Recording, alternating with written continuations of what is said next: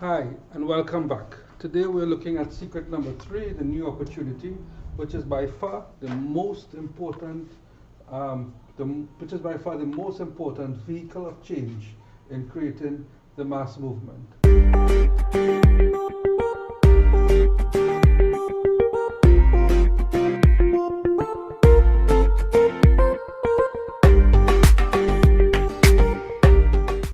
So, in beginning this topic,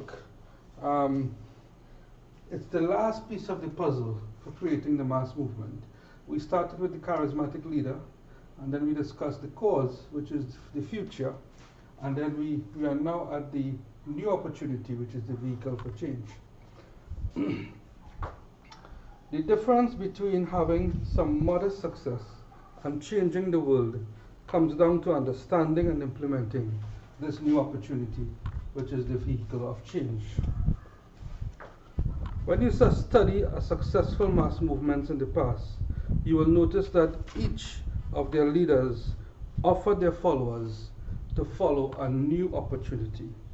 So in the book Russell Brunson, he drew examples, 2 examples he drew. One is that of Hitler in Germany and Steve Jobs in 2001. So Hitler didn't offer Germany a way to make Germany better or pay off their war repatriations faster. What he did is he told Germany that they were not responsible for the First World War, and that he wanted them to tear up the Treaty of Versailles and make Germany strong again. So he played into the emotion of the German people, and this is what they wanted to hear at a time when they were at an all-time low. And he excited the people, and he got into power, and then the rest is history. But this is how he played on the emotion to be able to get to a point where he was the charismatic leader. He had a great cause, which was to tear up the Treaty of Versailles and make Germany great. And then he created the new opportunity. Steve Jobs in 2001, he stood in front of the world and told everyone he wanted to revolutionize the music industry. He then pointed out all the improvement offers that promised to get us more of the same. So he said you could buy a CD and you'll get 10 to 15 songs. You could buy an MP3 player, you could get 150 songs. Or you could buy a hard drive and you could get 1,000 songs. What he offered was something radically different. What he offered was an improvement, an improved product, a new opportunity where he combined the telephone with the music and videos mediums to be able to be portable, and he wanted people to carry it inside of their pocket. And this was the vehicle that he used to create his new opportunity. And this way he was able to come out of the red ocean with all the other cellular phone like Samsung and other companies. He came out of the red ocean. He created his niche, which was give him an opportunity to be able to sell his product at a premium price. And he has been able to command market leadership for more than 2 decades. So most often when people begin thinking about the product or service that they want to offer, they start by looking around at what is already there, and they try to build a better mousetrap. There's a saying in marketing that incrementalism, incremental change, which is improvement, is the enemy of innovation. So in this whole creating a mass movement, the new opportunity is not about improvement, it's about making a new opportunity, which is all about innovation. When you are not offering them a new opportunity, we call it an improvement offer. So you have an improvement offer or a new opportunity. So what we want to offer our customers is a new opportunity. So let's look at some of the reasons why people don't want improvement Okay, and if we look at this chart here, you wouldn't be able to see it too well, but basically it's a scale. And you see the new opportunity tipping down. This is the blue ocean, and the improvement opportunity up in the air, which means that people are weighing in more on new opportunity. This is your red ocean. There's a lot of competition here. There's a lot of pricing, low ball pricing in the market, and it's all about building a better mousetrap. So here's your red ocean. This is your blue ocean, new opportunity. Okay, so why people don't want improvement offers? Why people don't want to be in the red ocean? Well, there are four areas, 4 points that was identified why people don't want improvement over a new opportunity. So they don't want improvement because, well, first of all, an improvement is hard. Okay, to want improvement, it means that you have already tried many things and you have now come to the table and say, you know, what I have tried has failed. It's not working, so I want to try something different, something new. So improvement is about, as I said, incrementalism. And incrementalism reminds us that we have tried similar things in the past and it hasn't worked. So why am I going to try an improvement again where I might fail again? And we see that all the time in programs that are on sale to lose weight, promising to lose weight, or promising to make money, or other types of programs. So improvement is hard, okay? And there's a saying in The True Believer, the book The True Believer, that experience is a handicap. So having been doing this, you have experience in failing and failing and failing in programs that are not working. So you want something that is not an improvement, it's a new opportunity.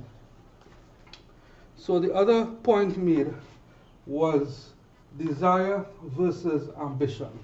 And what Russell Brunson said is that all people have desire, but few have ambition. He further said that his guess is that less than 2% of the population is really ambitious. So if you look at this chart here, again, you might be able to see, I'll read it out for you. If this is the population and 2% is really ambitious, then 98% really want change. Because this 2% here is already ambitious, they're already succeeding, they don't really want change. They don't mind getting something improved, but they're not interested in changing because they are overachieving, they already achieved, and they're not interested in rocking the boat, so to speak. But there's this 98% of the market that have desire, but they haven't taken action to succeed. They might be taking action but not succeeding. So this 98% is a much larger market where you can sell your new opportunity into this market. But the 2%, which is the ambitious overachievers, they are not interested in a new opportunity. They may be more interested in an improvement over a new opportunity. Then there's memories of poor decisions, poor past decisions. So again, as I said, if your followers are in need of improvement, they must first admit the failure. No one wants to admit that they're wrong. So again, if the people who are in this 98% here that have not really succeeded or have been trying and have not succeeded, then they really don't want to try another improvement again. What they're looking for is a new opportunity. And the last point, which is very, very important, is commodity pricing. So when you are selling improvement, you're selling against a lot of competition. You're competing not in a niche, you're competing in a broad market, which is referred to as a blue ocean, a red ocean. And a red ocean is full of blood, where sharks are swimming and feeding in the same small pool with the same fish. So the sharks swimming is the competitors, and the same pool of fish is your customers. So you have dozens of hundreds of other improvement offers out there. You are stuck in the middle of a very red ocean, competing with everyone else selling similar options. This competition turns what you do into a commodity. So no matter what product you are selling, even if it can be differentiated, if you don't differentiate it, you will be selling in a red ocean. And what a red ocean does, it drives down your pricing. Whereas if you were able to niche the product, you would be able to sell at a more premium price. So it quickly becomes a race to the bottom in terms of pricing. So Dan Kennedy, who is a friend of Russell Brunson, in a conversation with Russell Brunson, this is what Dan Kennedy said. It's very important. If you can't be the #1 lowest price leader in the market, which is if you can't be the lowest price product in your category in the market, there is no strategic advantage in being the #2 lowest price. So what good is there to be #2 lowest price if you can't be the lowest price? What you would have done is you would have made a decision to sell at a low price, but still the competitor who is selling at the lowest price will always have the advantage, because in a commodity market, he will always win.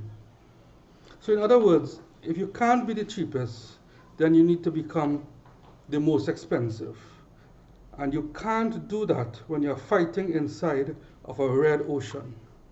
When you present a new opportunity, you are creating a blue ocean. And all the pricing resistance goes through the window. So this is the first part of the secret number 3. And what lessons have we learned here? What we have learned here in sales, what sales lesson we have learned is that trying to position your product as an improvement over your competition's products or services is not enough to get them to follow you. Trying to position your product as an improvement over your competitors' product or service is not enough to get people or consumers to follow you.